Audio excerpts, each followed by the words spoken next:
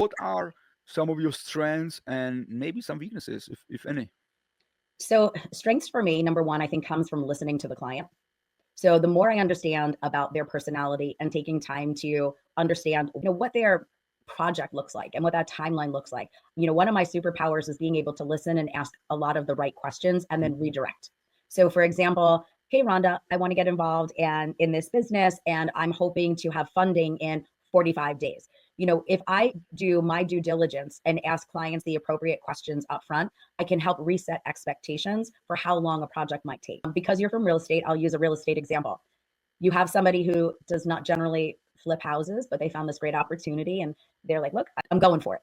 So if I'm coaching a client that's brand new in real estate, one of the questions I might ask them about is how they feel about timelines and teamwork.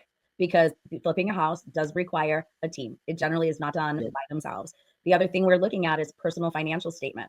What happens if this project goes over budget? What happens if this project takes longer to complete?